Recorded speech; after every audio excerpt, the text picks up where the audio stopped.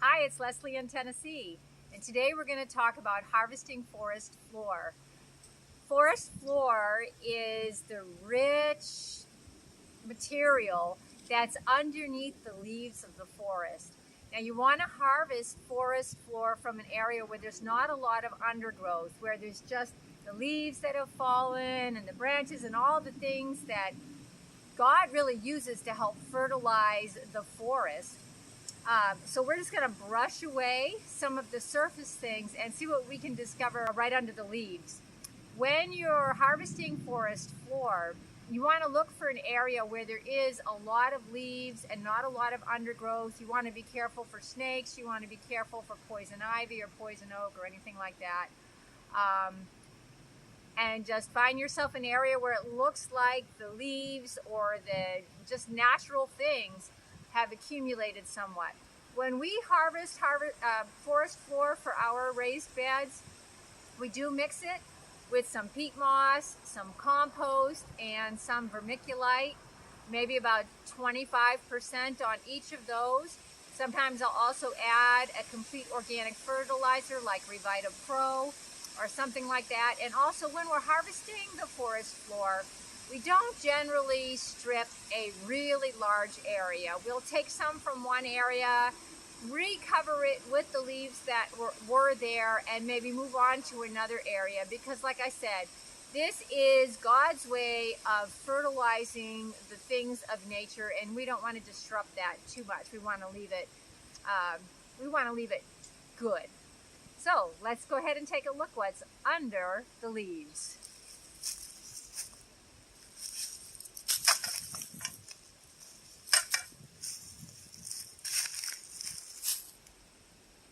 I'm going to go ahead and brush away some of the leaves. Now we have a lot of trees on our property and in our front yard and the side of our house, and so in the fall we mulch up a lot of those leaves, and we dump them back here in this area behind our home in this wooded area. So we actually have quite a good layer of leaves here. One of the challenges with harvesting the forest floor is that sometimes there are roots in there. Let's just take a look at what we've got. Some areas are definitely better than others.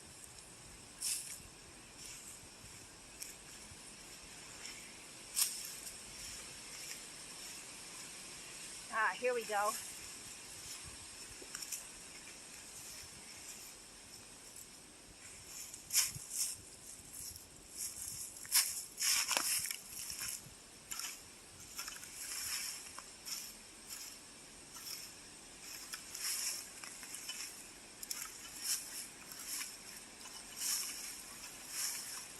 And there it is. There's the nice, crumbly forest floor. Oh my, we got a big piece of glass in there. So we will remove this.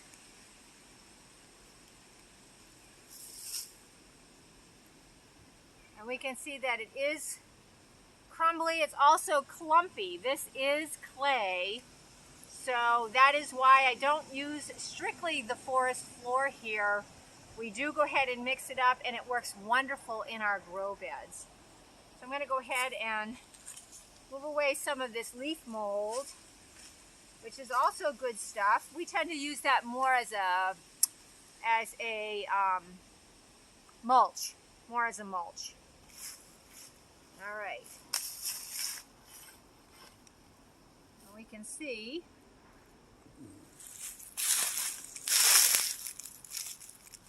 that it's nice and crumbly. It has not rained. And even when it does rain, when the leaves are this thick, the ground does not usually get too wet. But if it was, this clay would be a lot heavier.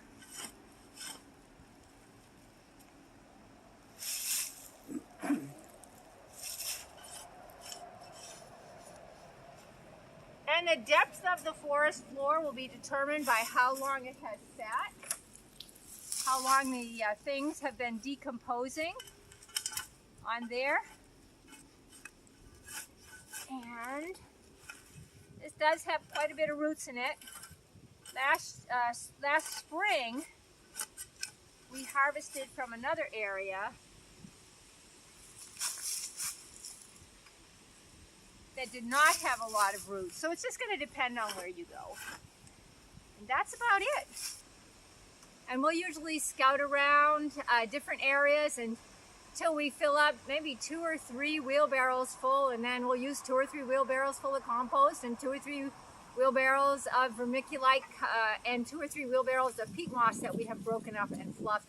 Mix that all together, put it in the grow bed, maybe add some complete organic fertilizer, and grows great stuff. So here we are. We've gotten about 4 wheelbarrows that were about 3/4 full, and we ended up with a real nice pile of forest floor here. Clay is generally pretty rich in nutrients, so we like to have it, and it's going to be real nice once we mix it in with the other amendments or the other ingredients in our grow bed mix. So these are our grow beds.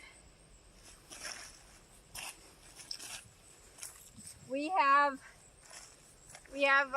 lined completely on the ground and underneath the cinder block with the landscape fabric, and then I use a greenhouse plastic that goes underneath them, tuck it under, roll it back, and then we lift it up, and then we'll fill the beds with our mix.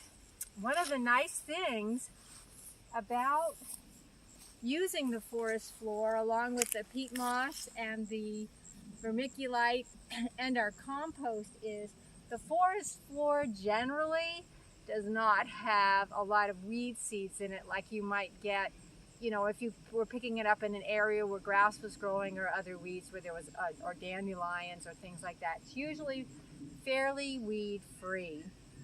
And this is just, we're ever expanding our raised bed gardens because it just works so very well. Thank you for watching. God bless you. Remember, you were created to live in the garden. So it was brought to my attention that somebody harvested forest floor to add to their raised beds, and they ended up with tons of weed seeds. So, heads up, if you mow your fall leaves and you have dandelion seeds or other weed seeds in your mulched leaves and you pile them up and you try to harvest the forest floor from underneath that area, there's a good chance there's going to be a lot of weed seeds in there. Now also, if you get real forest floor where you've actually marched into the woods, usually there's very low amounts of undergrowth because the trees block everything. So you're a lot less likely to get weed seeds.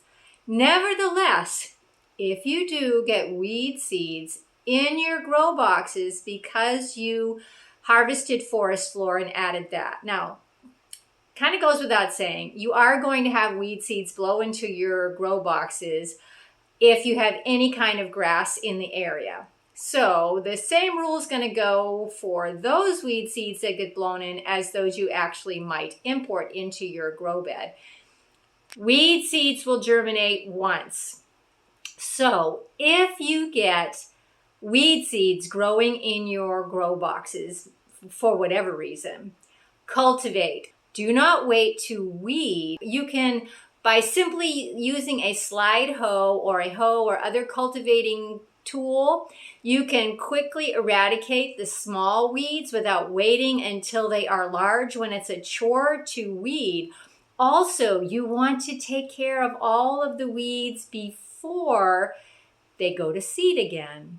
So that may mean that you have to cultivate that soil a few times, maybe once a week or once every 10 days for the first month to eradicate those weed seeds. Once all of the weed seeds that have been blown in or imported in have germinated and been killed by the cultivation process, it should take care of the problem.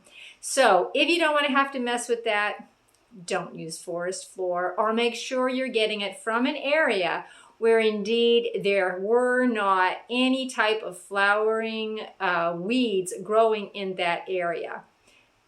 Hope that helps. I don't want to cause anybody any problem, but the forest floor can be a rich source of nutrients for your garden. So it's up to you how much you want to deal with this. God bless.